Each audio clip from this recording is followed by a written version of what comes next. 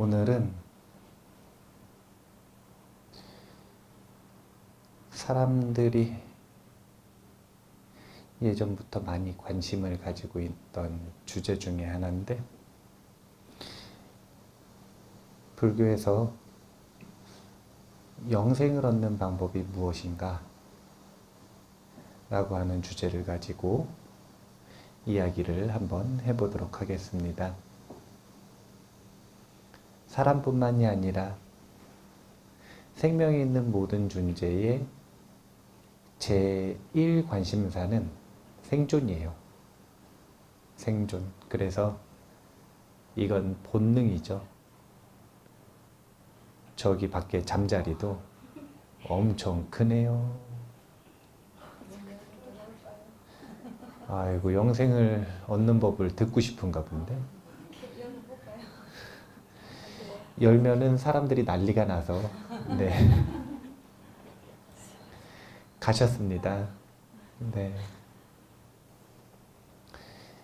생명이 있는 존재라면은 누구나 이 생존의 본능이 있는데, 그 생존의 본능에 따라 사람들은 생각을 할 수 있기 때문에 그 생각을 가지고 항상 영생의 방법을 찾아왔어요. 이건 일반적인 사람들 뿐만이 아니라 사실은 스님들도 그런 경향이 있어요. 어떤 경향이 있냐면, 스님들도 나이가 드시거나 아니면 병에 걸리거나 그러면 건강해지는 법, 또는 오래 사는 법, 이런 것에 은근히 관심을 가지게 되는 그런 경향들도 있기도 해요. 전부 그러신 거는 아닌데, 그래서 보면은 흥미로운 게, 정말 젊었을 때는 이성적인 저작들을 내시던, 논을 내시던 논사들이 이상하게 인생의 말년에 가서는 항상 정토에 대한 법문을 하시고 정토에 대한 논을 쓰시는 경향이 있어요. 세친보살이 그러했고, 그리고 이 담난대사라고 하는 분이 그러했어요. 중국의 담난대사는 아주 이성적인 불교 학파, 중관학파에 속해 있는 아주 뛰어난 중관학자였어요.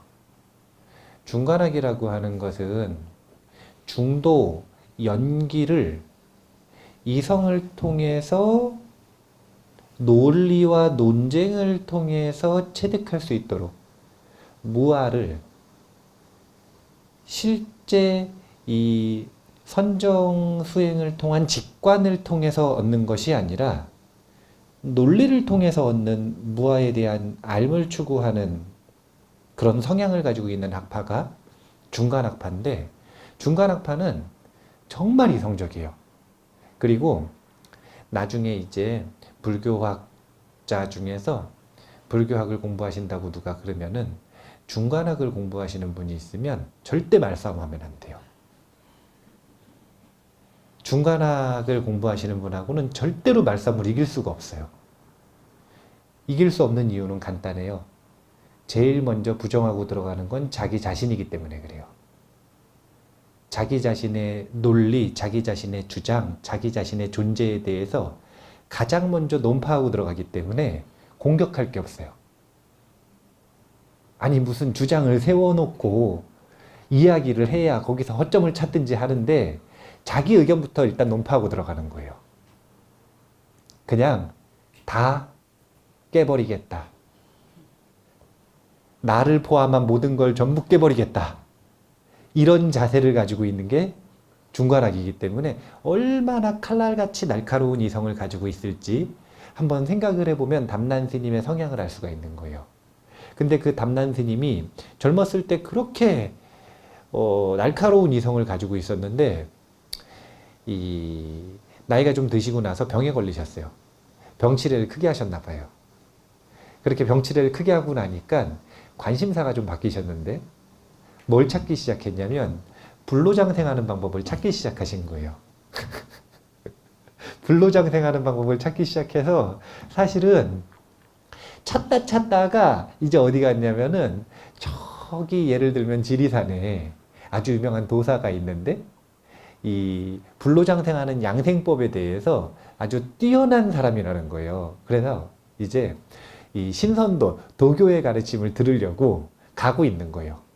그래서 가가지고 한참 설명을 듣고 양생법 9권 세트를 들고 가는 거예요. 이제 나는 이걸로 불로장생하겠다, 영생을 얻겠다, 신선이 되겠다. 그래가지고 사실은 약간 마음이 개종을 했어요, 이미. 아니 이제 우리나라에선 그런 게 개종의 개념인데 중국 불교에서는 이 도교와 불교 간에 그렇게 큰 차이가 없었기 때문에 그냥 이렇게 자유롭게 연구를 하는 건데,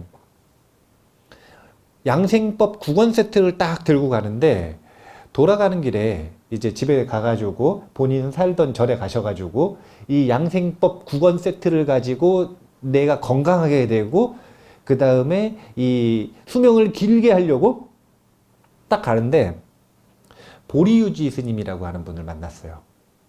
보리유지 스님은 인도 스님인데, 천축국 스님인데 이 중국에 오셔가지고 번역 사업 하시던 분이거든요. 그래서 굉장히 유명한 스님을 만났으니까 평소에 알고 있던 스님이란 말이에요. 그러니까 얼굴은 못 봤는데 이름은 들어본 아주 유명한 스님이니까 이제 대화를 시작한 거예요. 서로 대화를 하다가 얘기를 이렇게 하다 보니까 마음이 잘 맞거든요. 그래서 보리유지 스님한테 사실대로 이야기를 했어요. 사실은 내가 병에 걸려가지고 병치를 하다 보니까 이제 죽겠더라. 그래서 양생법을 찾아가지고 양생법 이 9권 세트를 지금 받아서 이제 이 내가 불로장생 해보려고 신선도를 닦으려고 지금 수행하러 돌아가는 길인데 부처님께서는 이 양생법에 대해서 말씀하신 거 없냐고. 그러니까 보리유지 스님이 표현하시는 게 우리 대선께서는, 대신선이라는 뜻이죠. 예, 중국에서는 당시에 대선은 누구를 말하는 거였냐면 부처님을 말하는 거였어요. 우리 대선께서는 그런 불로장생의 방법이 아니라 영생을 얻는 방법을 이 책에서 말씀하셨어. 그러고서 무량수경을 딱 줬거든요. 그 자리에서 무량수경을 딱 보시더니 양생법을 불태우고 무량수경을 가져가셨대요. 나는 이제 이 수행을 하겠다. 그래서 양생법 9권을 다 불태워버리고 대선의 가르침을 따르겠다고 무량수경을 딱 가지고 갔는데, 무량수 말 자체가 영생 아니에요. 무한한 수명을 지닌 부처님의 법문. 그래서 나온 게 이 무량수경 우바제사 원생계라고 하는 이 세친보살의 무량수경에 대한 논서에다가 중관학의 입장에서 이제 이 무량수경 우바제사 원생계를 이 주석한 왕생론주라고 하는 이 정토사상이 담겨 있는 경전 중에서는 아주 특이한 경전, 아주 특이한 논서가 나오는 겁니다. 왜 특이하냐면 다름이 아니라 이력이 특이한 거예요. 전공이. 뭐가 특이하냐면 모든 것의 실체는 없다라고 이야기를 하는 중관학의 입장에서 실체가 있는 것처럼 말하는 서방종토 극락세계의 장엄을 해석한, 그러니까 없다는 입장에서 있다를 해석한 아주 묘한 저작이 그렇게 등장을 하게 되는 겁니다. 그래서 담란 스님도 결국은 왕생론주를 왜 썼느냐? 영생을 어떻게 하면 얻을까? 이 고민을 하다가 이 왕생론주를 쓰게 됐다라는 거예요. 그러면 담란 스님이 그랬다라는 건, 담란 스님이 지금 어디서 힌트를 찾은 거냐면 무량수경에서 힌트를 찾은 거잖아요.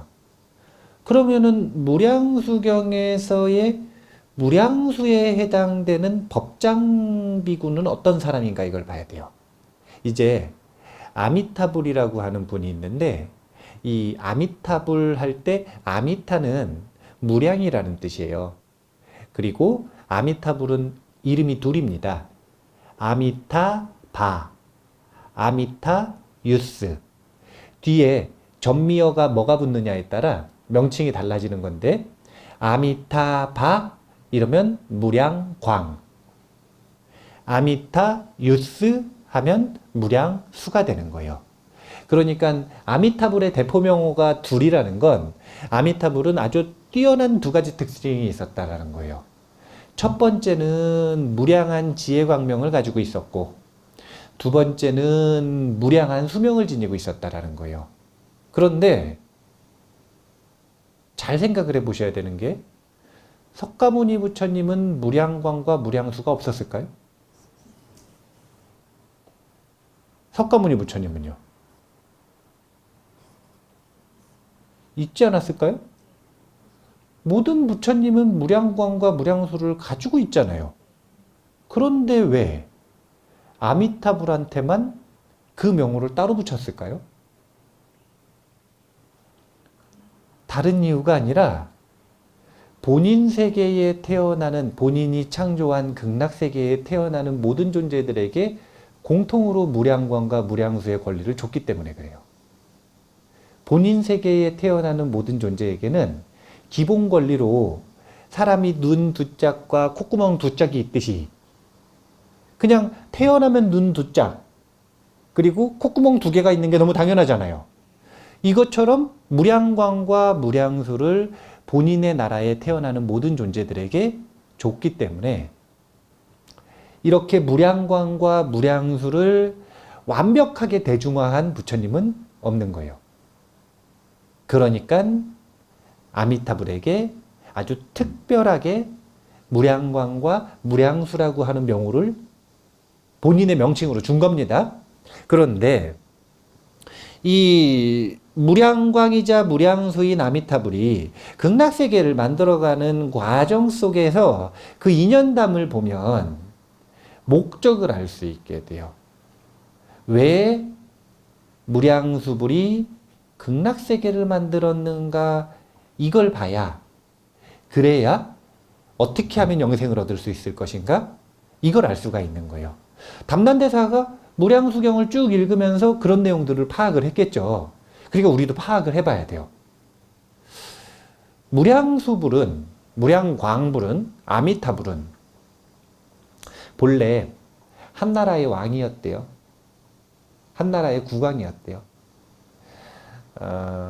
뭔가 좀 폭군에 가까웠을까요? 성군에 가까웠을까요? 네, 성군에 가까웠대요. 성군.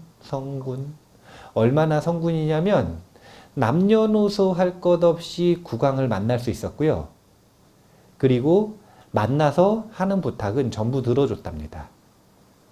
그러니까 정말로 말로만 그러는 게 아니라 백성을, 국민을 아들처럼 생각하는, 가족처럼 생각하는 정말 그런 왕이었대요. 그래서 본인이 이 국왕으로 있는 시기 동안 정말로 단 한 번도 빠짐없이 모든 국민의 부탁을 들어줬는데 딱 한 번 못 들어주는 부탁을 어떤 노파가 가지고 온 거예요. 어떤 노파가 항상 우리 국왕님께서 부탁을 들어주시니 자기 마음에 해결 안 되는 문제를 들고 온 거예요, 지금. 그래서 부탁을 들어달라고. 왜냐면은 우리 국왕님께서는 슈퍼맨이니까. 다 들어주니까. 노파가 어떤 부탁을 가져왔냐면 아들이 죽었대요. 그래서 살려달래요.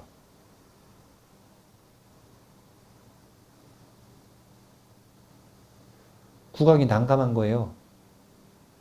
살려주고 싶어요? 안 살려주고 싶어요? 살려주고 싶죠. 근데 살려줄 수 있어요? 없어요? 아무리 고민해도 살려줄 수가 없는 거예요. 그래서 아무런 대답도 못했대요.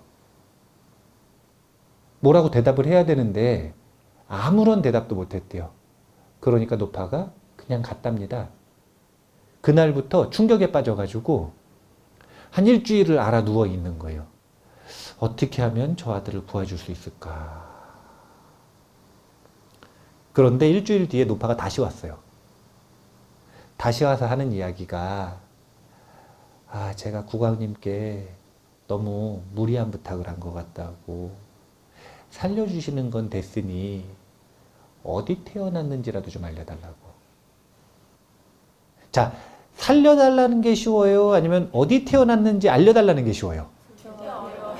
그래도 둘 중에 뭐가 더 쉬워요? 어디 태어났는지 알려달라는 게 그래도 좀 더 쉽죠?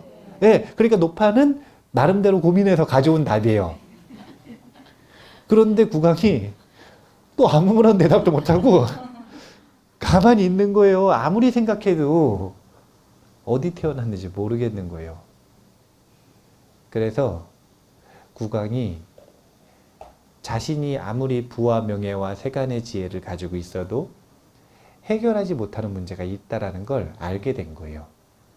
그래서 충격에 빠져 있다가 결국은 출가를 합니다. 출가를 해버려요. 근데 이 국왕이 출가한 이유가 뭔 거예요? 뭘 해결해요? 아니요. 법장비구는 이제 이 출가해서 법장비구가 된 그 국왕은 그런 고민이 없어요. 영생을 얻고 싶고 이런 게 없어요. 그냥 너무 단순한 목적이에요. 그게 뭐냐면 백성들 소원을 다 들어주려고. 백성들 소원을 다 들어주려고 그 당시에 이 법장비구가 들어보니까 아까 이야기했었던 것처럼 이 누군가 죽음을 맞이했을 때 어디 태어났는지 이야기해 줄 수 있는 지혜를 가지고 있는 부처님이 있다라는 소문을 듣고 있었거든요. 그러니까 거기 가서 출가를 한 거예요. 그 방법을 배워보려고. 그래서 이제 아마 세자제왕 부처님 같은데 이 세자제왕 부처님한테 가가지고 자신의 출가한 이유를 이야기를 하는 겁니다. 백성들의 소원을 전부 들어주고 싶어서, 특히 그 노파가 이야기했었던 이 죽음의 문제에 대한 해결을 하고 싶어서, 그래서 자신이 출가했다. 그러니까 세자제왕 부처님께서 보시기에 뛰어난 자비심과 서원을 가지고 있는 거예요. 그래서 만약에 그렇게 백성들을 위한다면 나랑 같이 가자. 그리고서 출가한 법장비구 손을 딱 잡고 본인의 신통으로 아주 많은 정토 세계를 구경시켜 주는 겁니다. 이 법장비구는 그 노파 아들이 어디 태어났는지도 모르죠. 그러니까 신통이 있어요, 없어요? 하지만 부처님께서 손을 딱 잡고 데리고 다니시면서 보여주시는 거예요. 아주 짧은 시간에 무량한 곳을. 원래 이 신통의 세계에선 시간이 없습니다. 그렇기 때문에 손을 딱 잡고 무량한 정토를 싹 보여줬어요. 근데 정토가 진짜 좋아요. 법장비구가 입이 쩍 벌어졌어요. 너무너무 좋아가지고요. 너무너무 아름답고요. 살기가 너무너무 좋은 거예요. 사람들은 너무너무 행복해하는 거예요. 너무 좋아요. 자기가 살던 세상하고는 천지 차이예요. 자기가 자기 나라에서 제일 돈도 많고 제일 명예도 높고 제일 지혜도 있고 가장 행복하다고 생각했는데 정토 사는 사람들한테 보니까 아무것도 아니에요. 정토 사는 사람들이 누리는 거에 보니까 비해서 보면 아무것도 아니에요. 그러니까 너무 좋다. 이게 첫 번째 생각이에요. 그런데 끝까지 다 보고 나서 한 1100억 국토를 봤다고 생각을 하면 한 1100억 정도 개수의 정토 세계를 딱 보고 나서 끝까지 보고 나서는 어떤 마음이 드는 거냐면 절망했어요. 왜 절망했냐면 너무 좋은데 어느 세계는 조건이 살생을 단 한 번도 안 했어야 된대요. 여기 가실 분 있어요?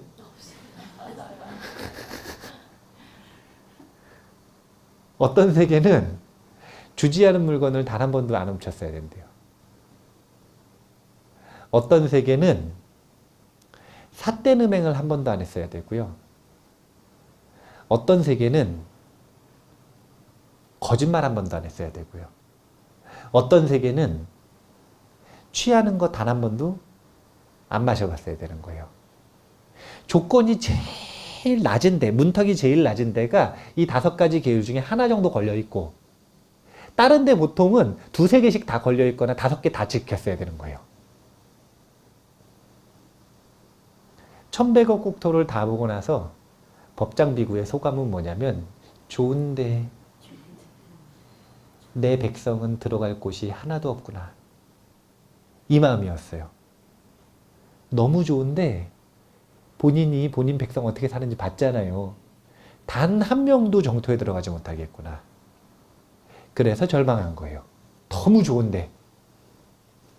그러니까 그 절망에 있는 법장비구에게 세자제왕 부처님께서 제안을 하는 겁니다. 그럼 직접 만들어라. 그럼 직접 만들면 되지 않느냐. 그래서 1100억 국토를 돌아본 경험을 가지고 그 중에서 가장 좋아 보이는 정토들이 있었을 거 아니에요. 기억에 남는 정토들. 그럼 기억에 남는 정토에서 좋은 점들이 있었을 거 아니에요. 그 모든 것들을 다 종합을 해서 추려가지고 아주 뛰어난 장엄을 가지고 있는 이 극락정토를 구상을 하는데, 그 극락정토를 구상을 하면서 가장 좋게 장엄을 하고, 두 번째는 문턱을 가장 낮게 만들고. 그러니까 복지 혜택을 하는데 권리는 크게, 의무는 적게.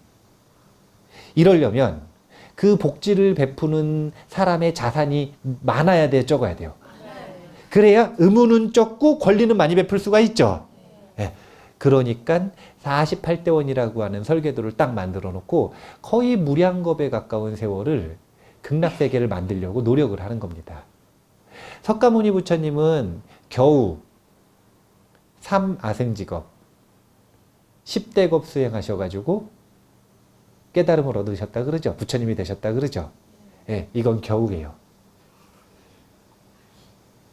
본인 혼자 깨닫는 게 쉽겠어요? 아니면 그런 극락정토 만들고 깨닫는 게 쉽겠어요? 혼자 깨닫는 게 훨씬 쉽죠. 아미타불을 찬탄하는 이유는 다름이 아니라 그 오랜 세월 자신의 백성들을 구하기 위해 본인의 백성들이 갈 수 있는 최고의 문턱 낮은 정토를 만들기 위해서 그 오랜 시간을 성부를 미루고 애썼다라는 점이에요. 그래서 결국은 그런 극락을 만들어냈다. 석가모니 부처님을 모든 부처님이 위대하다고 찬탄합니다. 그 이유는 그 깨닫기 어렵다라는 사바세계에서 깨달음을 얻었다라는 것. 예를 들잖아요. 그럼 극락세계에 가잖아요. 그럼 극락세계에서는 깨달음을 얻는 게 쉬울까요? 어려울까요? 사바세계에 비하면 극락세계에서 깨달음을 얻는 건 사바세계에서 100년 동안 애써서 사는 것에 비유하자면 극락세계에서는 숨만 쉬고 있어도 깨달아요. 그냥 숨만 쉬고 있어도 깨달아요. 숨만 쉬고.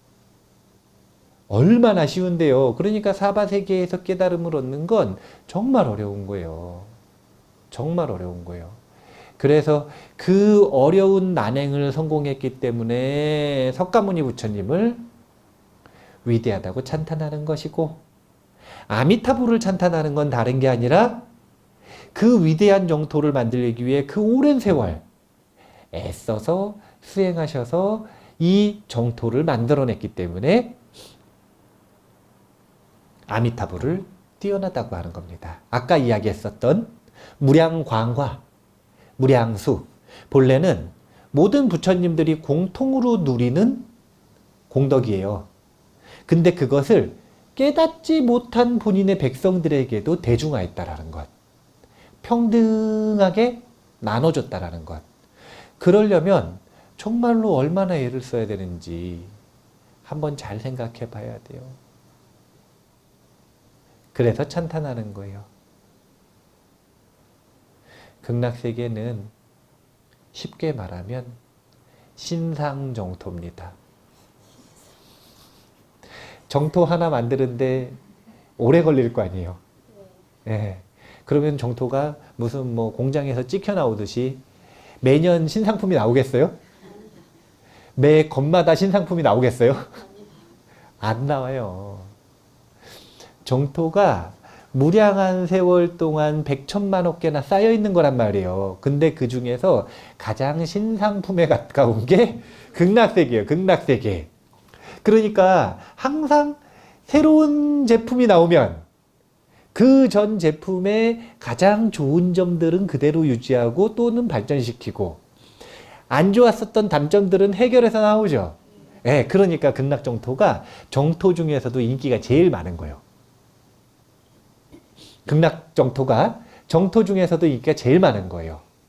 그러니까 정토 중에서는 인기가 제일 많은 게 두 가지 정토였어요. 첫 번째는 극락정토, 두 번째는 이 미륵정토. 그런데 둘 중에서 뭐가 더 인기가 많았냐면 극락정토가 더 인기가 많았어요. 왜냐하면 미륵정토는 조금 이따 나올 이 신상품이거든요. 다음 나올, 그러니까 사전 예약이죠. 극락정토는 이미 나와 있어요. 근데 이 미륵정토는 뭐 몇십만억 년 뒤에 이 몇십만억 년 뒤에 나온다 그러잖아요. 그러니까 이거는 아직 안 나온 정토란 말이에요. 그러니까 사람들이 지금 당장 나와 있는 정토를 선호하게 되는 거예요. 자, 갑자기 다른 이야기를 좀 샜는데 이렇게 극락정토는 만들어졌습니다. 그러면은 이런 극락정토가 만들어질 때 법장비구는 분명히 의도가 있었을 거 아니에요. 극락정토를 만드는 의도. 법장비구는 극락정토를 왜 만들었을까요? 아니, 지금까지 얘기했잖아요.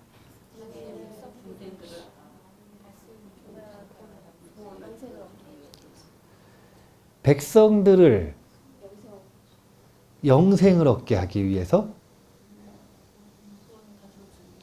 백성들을 위해서는 맞죠? 백성들을 위해서는 맞죠? 그런데 구상을 하는 동안 백성들에게 뭘 주고 싶었던 거냐면 백성들에게 영생의 집을 주고 싶었어요.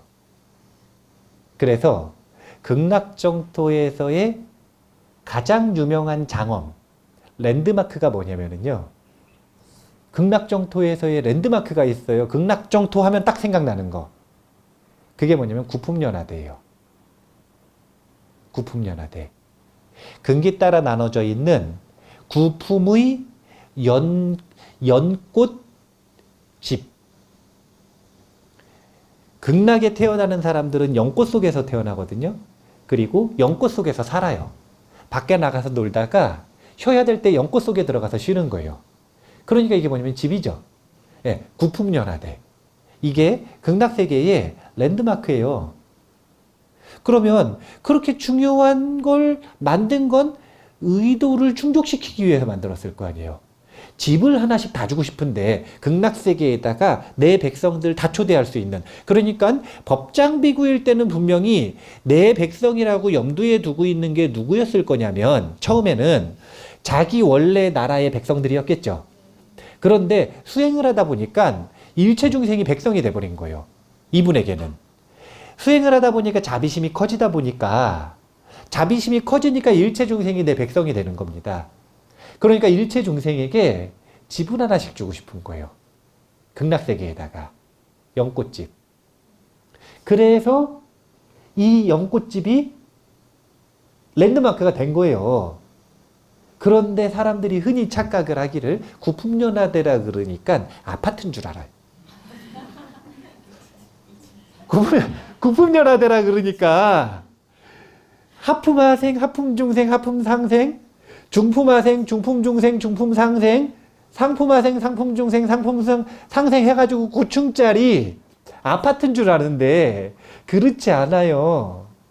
구품연화대는 그런 게 아니라 그럴 수가 없는 구조예요. 그럴 수가 없는 구조예요. 왜냐하면 크기 차이가 엄청나서 그래요. 크기 차이가.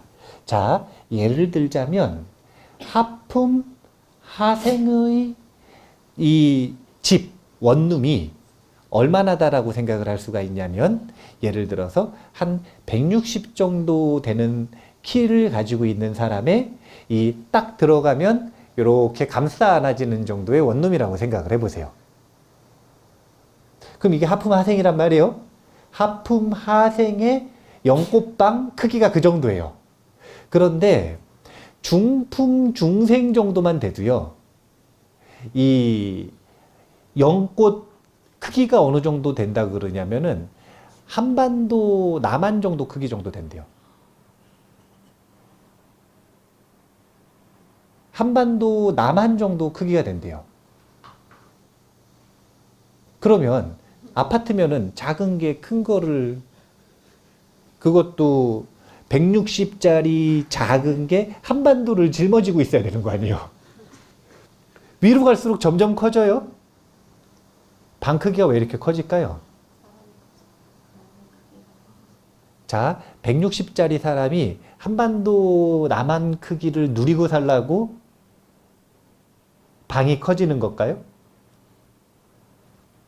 그렇게들 생각을 하는데 그게 아니라 중품 중생은 저희 극락 중생은 자기 방에 들어갔을 때 포근하게 감싸지는 정도의 크기밖에 안 돼요. 이 얘기는 무슨 얘기냐면 키가 그만큼 커졌다는 거예요. 키가. 구품연화대에서 품으로 나누는 이런 그 계급 구조는 이 구품연화대가 아파트 층수로 구분이 된다 이런 뉘앙스가 아니라 뭐냐면 키 크기를 얘기하는 거예요.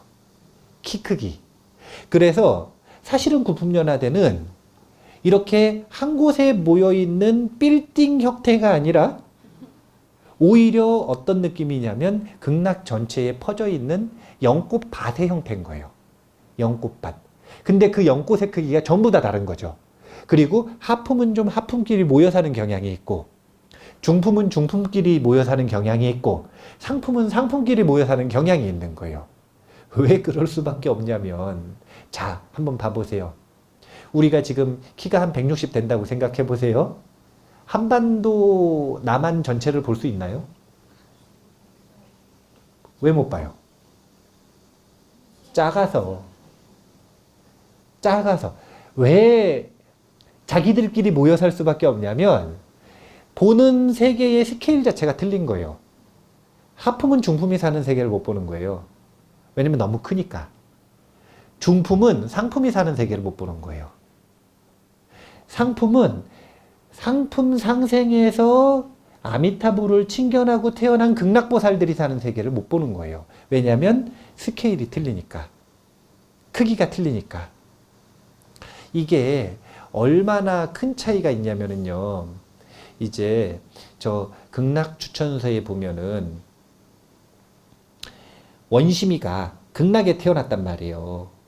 그래가지고 아미타 부처님 눈동자를 보는 장면이 나오는데 원심이가 하품 하생 정도의 몸 크기를 가지고 있을 때 이 아미타불을 칭견하기는 했어요. 근데 눈동자를 바라봤단 말이에요. 근데 바다처럼 보이는 거예요. 몸의 크기가 얼마나 차이가 나는지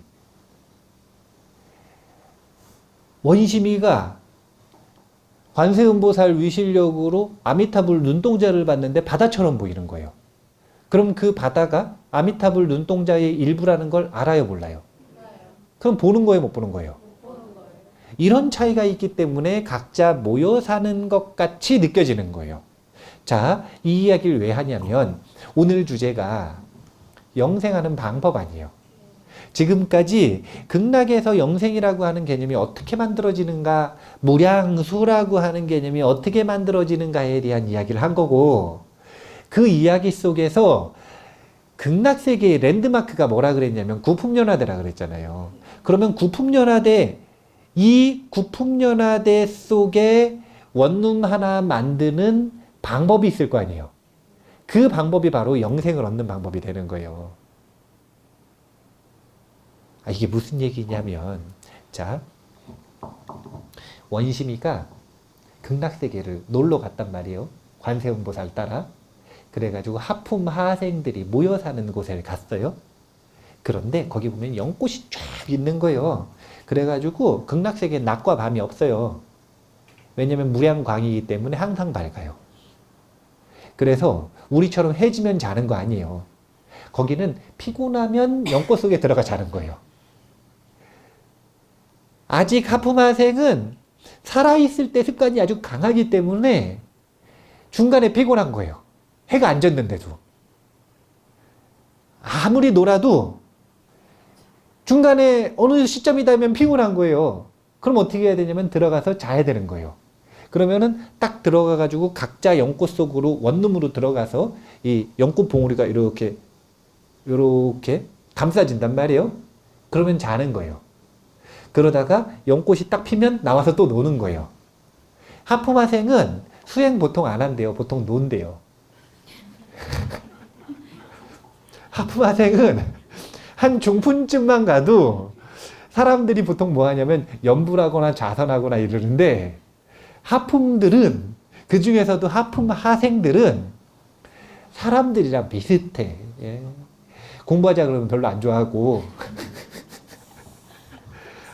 하루에 정해진 시간 한두 번씩 극락 보살들이 와가지고 극락조가 딱 울면 와가지고 법문을 해주시는데, 법문 듣는 거 별로 안 좋아하고 노는 거 좋아하고, 하품 하생들은 비슷하대요. 그런데 그 하품 하생들이 요 극락 요 연꽃 때 딱 들어가서 자잖아요.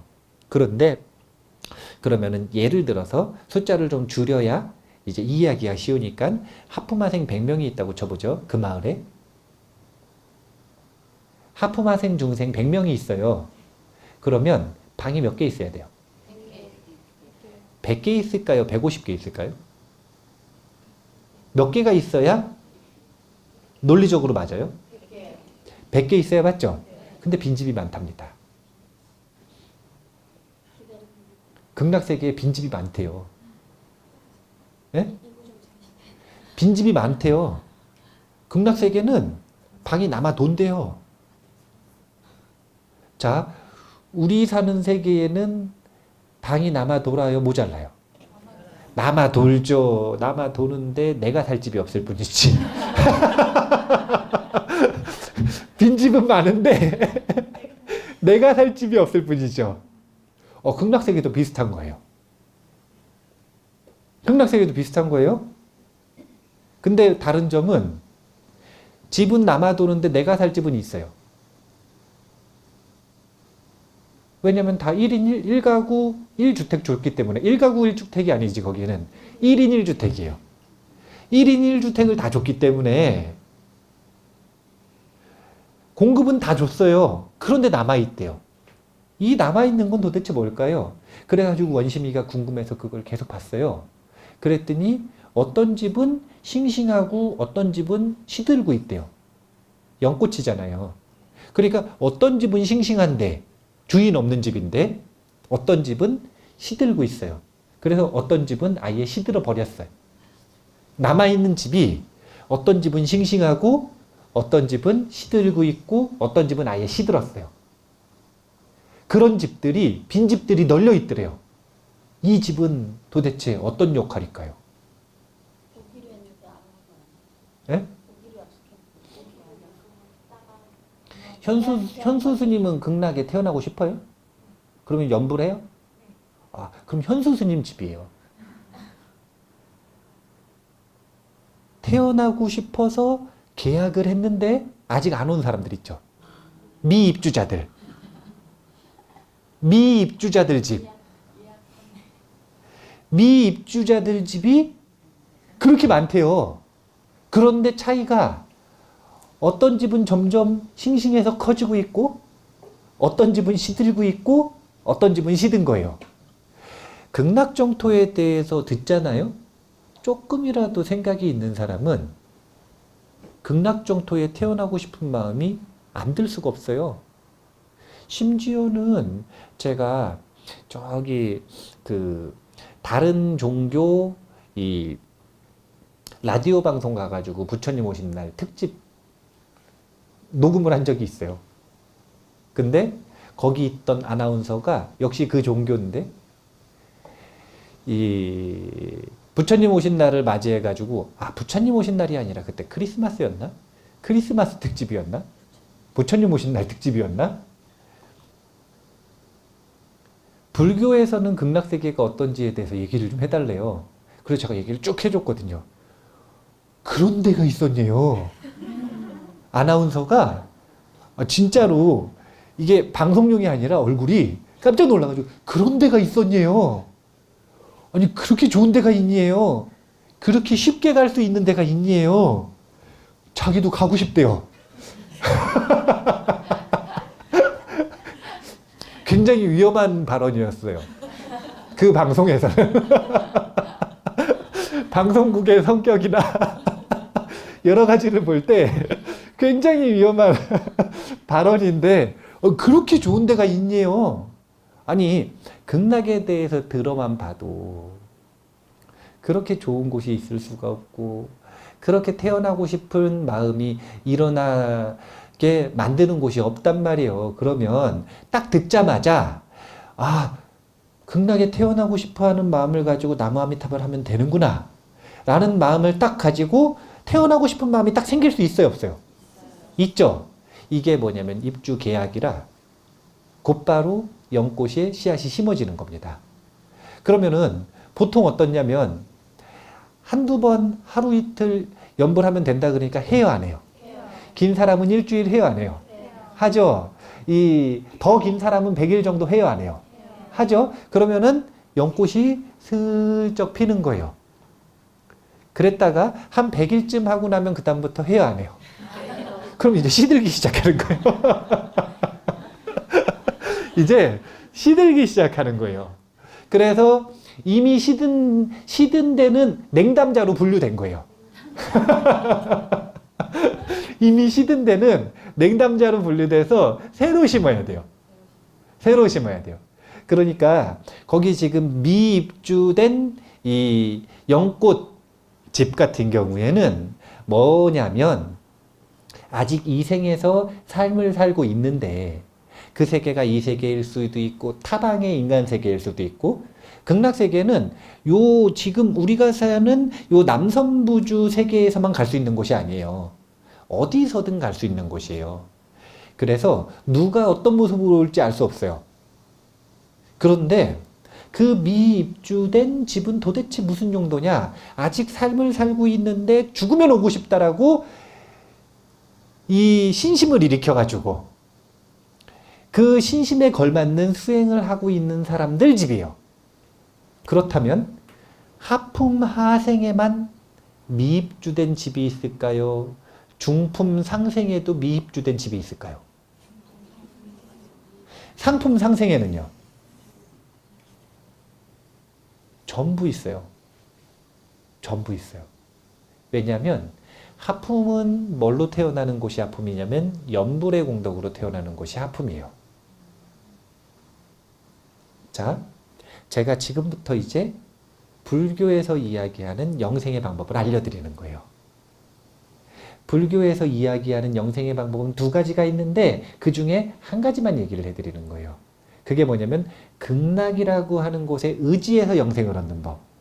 이것만 지금 먼저 알려드리고 시간이 안 되기 때문에 나머지 한 가지 못 알려드려요. 극락에 의지해서 태어나는 방법은 결국은 구품연화대에 어떻게 태어나는가 이건 거예요. 구품연화대에 하품, 중품, 상품이 있는데 태어나는 방법론이 다 틀려요. 이건 무슨 얘기냐면 극락에다가 주택 부금 붙는 거예요? 주택 부금을 붙는 거구나. 예. 주택 부금 붙는 법이 틀린 거예요. 주택 부금 붙는 법이 틀린 건데 하품은 대부분 뭘로 태어나시는 분들이 하품이냐면 삶을 어떻게 살았는지와 상관없이 연불공덕으로 태어나는 곳이 하품이에요. 그러니까 아미타불에 대한 연불, 아미타불, 나무 아미타불 칙명연불 있죠? 이 연부를 가지고 태어나는 이 연화대가 하품 연화대예요. 그럼 중품 연화대에는 뭘로 태어나느냐? 두 가지 종류로 태어나는데 첫 번째는 시와 계의 공덕으로 태어나요. 보시와 지계. 그리고 두 번째는 사성도와 팔정도를 가지고 무아의 수행을 해서 태어나는 것이 중품이에요. 그러니까 중품 하생은 예를 들면 시와 계로 태어나겠죠. 중품 중생쯤 되면은 무아에 대한 알미 이 공부를 하는데 못 깨달았으면 태어난다면 중품 상생쯤 되면 어느 정도 깨달았을 때 태어나는 거예요. 상품은 특징이 보리심이에요. 보리심. 그러니까 불교를 수행하는 데 있어서 모든 근기가 다 태어날 수 있는 방법이 있는 건데 악업범부들은 불자들 중에서도 악업범부가 있을까요? 없을까요? 있겠죠. 불자들 중에 범죄자 없겠어요? 아니 불자 됐다고 범죄자가 안 되면 저기 이 범죄자 갱생 프로그램도 있잖아요. 범죄자를 교육하는 프로그램. 그럼 그냥 억지로 불교 가지게 하면 다 범죄 안 저지르게요? 만약에 그렇게 되면 불자들 중에서도 범죄자가 있을 수 있잖아요. 그렇게 악업범부들이 영생을 얻는 방법은 나무아미타불이라고 하는 연불수행을 통해서 하품의 영생을 얻을 수 있다. 그 다음에 선업범부들은 시와 계의 공덕, 이게 초기불교의 제가수행이죠. 초기불교의 제가수행을 통해서도 영생을 얻을 수 있다. 그 다음에 초기불교의 출가수행은 무아에 대한 알미란 말이에요. 무아에 대한 알을 추구하는 것으로도 영생을 얻을 수 있다. 보리심이라고 하는 건 대승의 특징이잖아요. 나와 남을 구하는 이 보리심 수행을 가지고도 영생을 얻을 수 있다.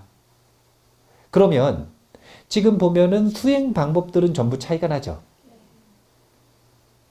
그러면은 그렇게 차이 나는 다양한 근기와 다양한 유형의 수행 방법들의 공통점은 뭘까요?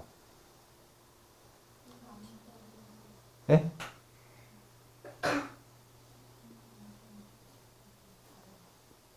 이 공통점이 없으면 이상한 거예요. 왜냐하면 시계 극락이에요. 시계 생천이에요. 아라한이 되면 해탈하는 거예요. 극락 태어나는 거예요. 해탈하는 거잖아요. 근데 지금 중품에 태어난다고 그랬잖아요. 무슨 차이냐 이거예요. 뭐가 있길래 극락에 가는 걸까요?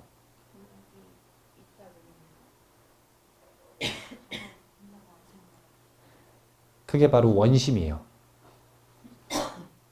원심. 원하는 마음이 있으면 연불공덕을 가지고 원하는 마음이 있을 때 무슨 원하는 마음이냐면 극락에 왕생하고 싶다는 원하는 마음이 있을 때 하품으로 태어나고 시와 계의 공덕으로 왕생하고 싶다라는 마음이 있을 때 중품에 태어나고 무아에 대한 알을 가지고 왕생하고 싶다는 마음이 있을 때 중품에 태어나고 대승보살이 보리심을 지니고 왕생하고 싶다고 생각할 때 상품에 태어나는 거예요. 차별적으로 자신의 근기에 따라 할 수 있는 수행을 하면 영생을 얻을 수 있다는 거예요. 하지만 공통적으로는 어떤 마음을 가지고 있어야 되는 거냐면 그 영생을 얻고 싶다라는 왕생의 욕구가 있어야 돼요. 그래야만 영생을 얻을 수가 있다. 그래서 자신의 근기가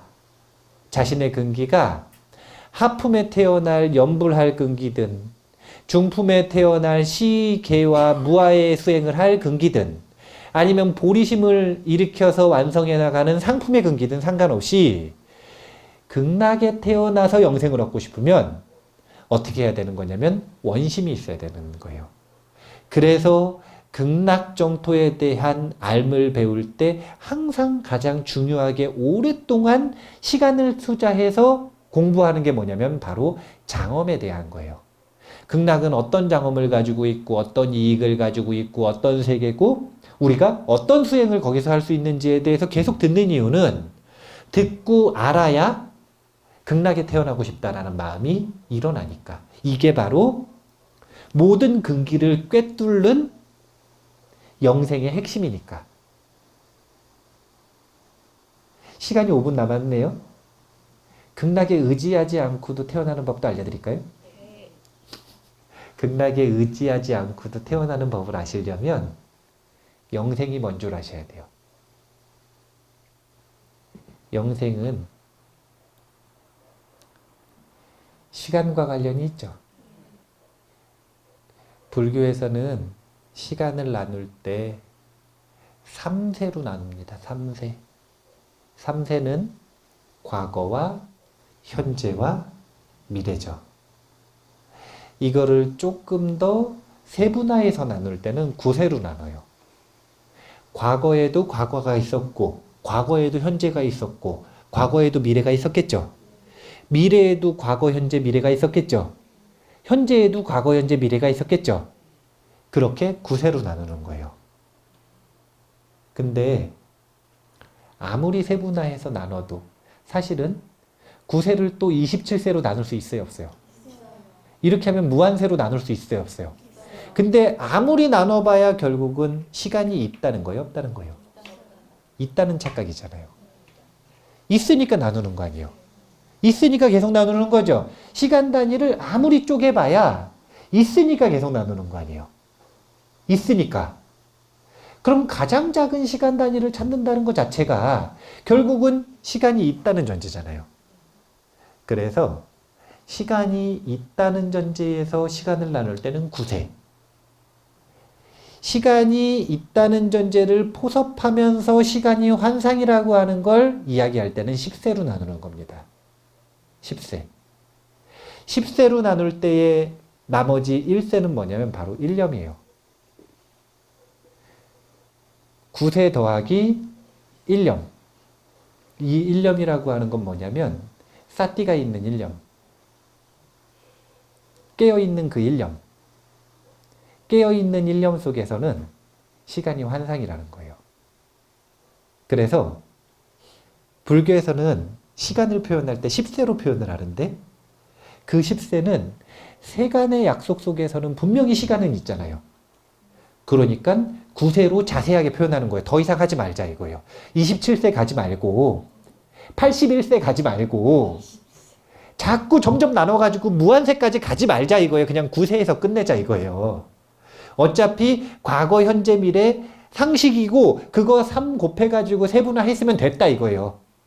그걸로 무한세 표현하고 시간이 환상이라고 하는 걸 보여주기 위해 일념을 더하는 겁니다. 그래서 속죄와 진죄를 합쳐서 10세라고 표현을 하는 거예요. 이 이야기를 왜 하냐면 속죄라고 하는 시간이 있다라고 하는 생각, 즉 9세에 사로잡혀서는 결코 영생을 얻을 수 없습니다. 영생이라는 건 뭐냐면요. 시간의 환상에서 벗어났다는 거예요.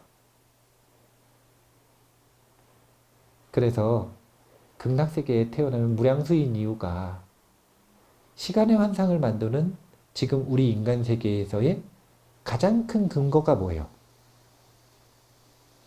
낮과 밤이잖아요. 극락세계는 그게 없다고 그랬잖아요. 뭐만 남아있냐면 습관만 남아있지. 하품, 중품, 상품으로 갈수록 그 습관은 점점 옅어지는 거예요. 그래서 결국에는 구품연화대 이 교육기간을 다 마치고 나올 때쯤 되면 그때는 이제 완전히 시간이 환상이라고 하는 걸 아는 온전한 깨어있음, 무량광의 힘으로 이제 시간이 없는 무량수를 얻게 되는 겁니다. 자력으로 영생을 얻고 싶으면요 다른 게 없고 시간이 환상임을 꿰뚫어 알면 됩니다. 그냥 아는 것과 꿰뚫어 아는 건 같을까요, 다를까요? 그냥 아는 건 정보를 들었다는 얘기예요. 또는 정보를 이해했다는 이야기예요. 하지만 자기 본능은 시간에 얽매여 있는 거죠. 꿰뚫어 알았다라고 하는 건 들은 것도 아니고 이해한 것도 아니고 그걸 가지고 수행해서 뭘 좀 맛본 것도 아니고 완전히 시간에 대한 본능에서 자유로워졌다는 거예요. 그래서 정말로 시간이 인지되지 않기 시작했다라는 거예요. 그렇게 되면 그 사람에게는 죽음은 없습니다. 그게 지금 이 세계에서 극락을 보는 방법이에요. 이렇게 수행을 하시든지 아니면 극락에 의지해서 하품에 가실 분들은 하품, 중품에 가실 분들은 중품, 상품에 가실 분들은 상품에 가셔가지고 연꽃집을 만드시든지 어떻게든 영생을 얻는 방법이 다양한 방법이 있으니 수행하시면 돼요. 오늘 영생에 대한 이야기를 하면서 극락세계에 대한 이야기, 특히 연꽃집, 주택연금에 대한 이야기를 한 이유는 다른 것 때문이 아니라 안심하고 수행을 하는 거예요. 불자들에게 있어서는 이렇게 극락세계에 있는 구품연화대라고 하는 곳에 이미 집을 마련하고 있으니, 여기서 말하는 마련하고 있으니가 뭐냐면 원심을 가지고 그에 대한 수행을 하면 마련하고 있는 거니까 안심하고 수행하라는 거예요. 어떻게 안심하고 수행하는 거냐면 사실은 연부를 하든 시계의 수행을 하든 무아의 수행을 하든 보리심의 완성의 수행을 하든 아까 이야기했었던 시간을 꿰뚫는 수행이 됩니다. 그 수행을 하면 시간을 꿰뚫는 수행이 된다는 거예요. 근데 문제는 뭐냐면 나에게 얼마나 삶이 남았는지 알 수 없잖아요. 이게 문제인 거예요. 다 못하고 죽는 경우가 많다는 거. 그래서 그냥 주택부금을 계속 붓다 보면 연불공덕을 계속하든 시계의 공덕을 계속하든 무아의 서행의 공덕을 계속 짓든 아니면 보리수행의 공덕을 계속 짓든 그 수행을 계속하다 보면 살아있을 때 인연 닿으면 시간을 꿰뚫어서 영생을 얻을 것이고, 혹시 그렇지 못하면 다음 생에는 반드시 영생을 얻게 되는 거예요. 이렇게 다음 생이 든든하면 불자들은 두 가지 반응 중에 하나인데, 첫 번째는 아주 든든하니까 수행을 열심히 하든, 두 번째는 아주 든든하니까 게으르든.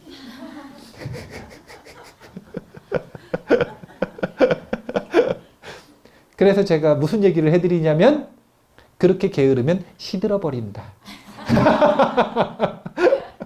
시들어 버린다. 그러니까 게으를 거라도 적당히 시들지 않게 정도는 유지를 하면서 게을러야 된다. 이 생에든 내 생에든 안심하고 수행하셨으면 좋겠다라고 하는 생각 때문에 영생을 얻는 방법이 무엇인가? 영생이란 도대체 무엇인가? 이 이야기를 한 겁니다. 시간의 환상에서 벗어나는 방법은 이 생에서 열심히 수행하고, 그러다가 죽음의 염라왕이 찾아와서 더 이상 수행 못하게 되면 그냥 극락 가면 된다는 거예요. 아시겠죠? 네. 이렇게 수행하시면 이 생을 극락처럼 만들 수 있고, 그리고 내 생을 안심하고 편안한 즐거움을 누릴 수 있는 극락에 태어나는 그런 즐거움을 누리실 수가 있을 겁니다. 오늘 이만 마치겠습니다. 감사합니다.